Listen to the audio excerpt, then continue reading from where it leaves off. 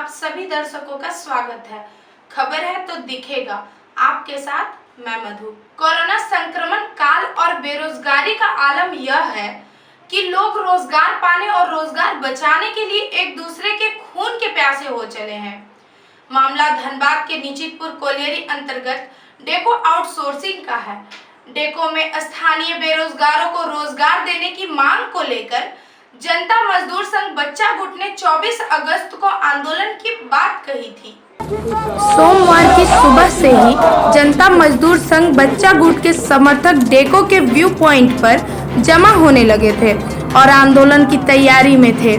और इस आंदोलन को लेकर डेको में कार्यरत मजदूरों के पक्ष में मोहलीडीह पंचायत के पूर्व मुखिया ने आंदोलनकारियों को दी थी धमकी। पहले इसे सुन लीजिए।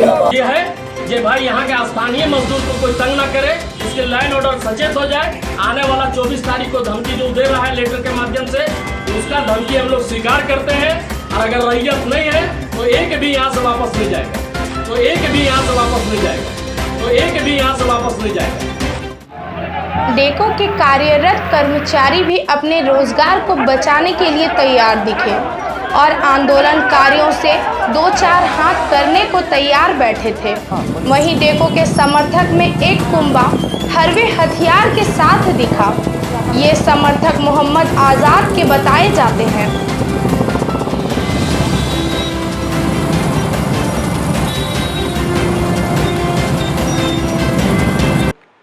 जनता मजदूर संघ बच्चा गुट के समर्थक और डेको के समर्थकों के बीच आमना सामना हुआ, बहस हुई और फिर झड़प।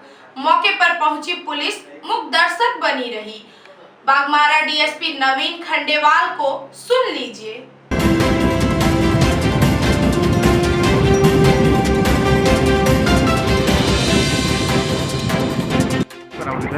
अभी उसकी मैंने कहा ना, ये प्रारंभिक है, अभी जस्ट ये घटना है।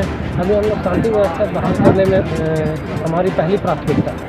जैसे उसकी हम लोग आपको जो सटीक जानकारी है वो मुहैया कराएंगे। डीएसपी नवीन खंडेवाल को भले ही पता न हो कि गोली किसने चलाई, आंदोलनकारियों को जो धमकी दी गई थी एक बार फिर सुन लीजिए।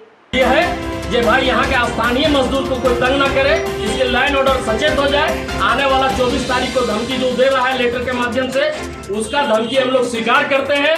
और अगर रैयत नहीं है तो एक भी यहाँ से वापस नहीं जाएगा, तो एक भी यहाँ से वापस नहीं जाएगा, तो एक भी यहाँ से वापस नहीं जाएगा। मोहम्मद आजाद धमकी देता है आंदोलनकारियों को देख लेने की, मगर इसकी भनक प्रशासन को नहीं चलती और डेको खूनी रण क्षेत्र में बदल जाता है। डेको व्यू पॉइंट पर भगदड़ के बीच गोली भी चली और बम भी फूटे। जिंदा बम भी मिला और गोलियों के निशान भी मिले, मगर प्रशासन कहती है हमें नहीं मालूम कि गोली और बम किसने चलाए। हम लोग आपको जो सटीक जानकारी है वो मुहैया कराएंगे। हम लोग आपको जो सटीक जानकारी है वो मुहैया कराएंगे। रोजगार पाने और बचाने की जद्दोजहद में आंदोलनकारी और डेको समर्थकों के बीच गोली और बम के धमाके से जहां डेको दहल उठा, आधा दर्जन से अधिक लोग घायल हुए।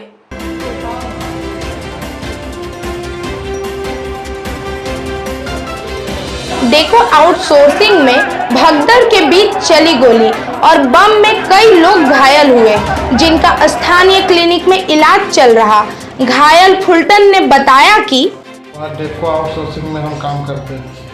मेरा नाम फुलटन हुआ। हम बिजली का काम करते हैं, ओवरहेड का। निचितपुर टाउनशिप, मैगजीन, मोहल्ली सब हम देखते हैं टोटल। उसके बाद से वहाँ पर पूरा भीड़ भाड़ लग रहा था नेता लोग का, है ना। तो एक तरफ से देखे पूरा कांटा की तरफ से भीड़ आ रहा था। उसके बाद हम नीचे उतरे तो बोला ये मोहल्ली का, इसको भी मारो। शुभम चौहान मेरा ऊपर गोली चला दिया। वहीं आंदोलन को लेकर खूनी झड़प की आशंका मोहम्मद आजाद ने पहले ही कर दी थी। ये है ये भाई यहाँ के स्थानीय मजदूर को कोई तंग ना करे, इसके लाइन ऑर्डर सचेत हो जाए। आने वाला 24 तारीख को धमकी जो दे रहा है लेटर के माध्यम से, उसका धमकी हम लोग स्वीकार करते हैं।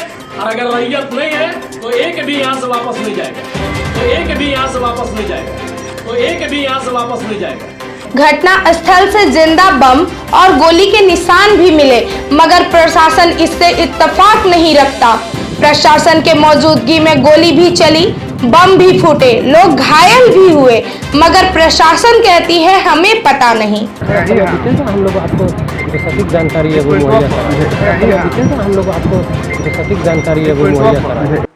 डेको व्यू पॉइंट पर भगदड़ के बीच चली गोली और बम के बीच घायल फुलटन ने एक शख्स का नाम भी लिया और वो नाम है शुभम चौहान। की तरफ से भीड़ आ रहा था, उसके बाद हम नीचे उतरे तो बोला ये मोहल्ले जी था, इसको भी मारो। शुभम चौहान मेरा ऊपर गोली चला दिया और शुभम चौहान मेरा ऊपर गोली चला दिया और शुभम चौहान मेरा ऊपर गोली चला दिया। फुलटन तो गोली मारने वाला शुभम चौहान है, लेकिन जब प्रशासन ही मानती है कि डेको व्यू पॉइंट पर कुछ भी नहीं हुआ, उन्हें नहीं पता है कि गोली और बम चले हैं, तो ऐसे में प्रशासन फुलटन पर गोली चलाने वाले शुभम चौहान पर कार्रवाई करेगी, ऐसा लगता नहीं है। इन घायल व्यक्तियों को देखकर ऐसा लगता है कि प्रशासन आरोपियों को बचाना चाहती है। आखिर किसे बचाना चाहती है प्रशासन, जबकि मोहम्मद आजाद ने ये धमकी दी किसको थी? ये है ये भाई यहाँ के स्थानीय मजदूर को कोई तंग ना करे, इसके लाइन ऑर्डर सचेत हो जाए। आने वाला 24 तारीख को धमकी जो दे रहा है लेटर के माध्यम से, उसका धमकी हम लोग स्वीकार करते हैं। और अगर रैयत नहीं है तो एक भी यहाँ से वापस नहीं जाएगा, तो एक भी यहाँ से वापस नहीं जाएगा, तो एक भी यहाँ से वापस नहीं जाएगा। रोजगार पाने को लेकर आंदोलन कर रहा तो रोजगार से वंचित रखने को लेकर गोली और बम चला रहा है, कोई धमकी दे रहा है और इन सब के बीच प्रशासन मौन साधे हुए है। आगे हालात क्या होंगे इसे देखना अभी बाकी है।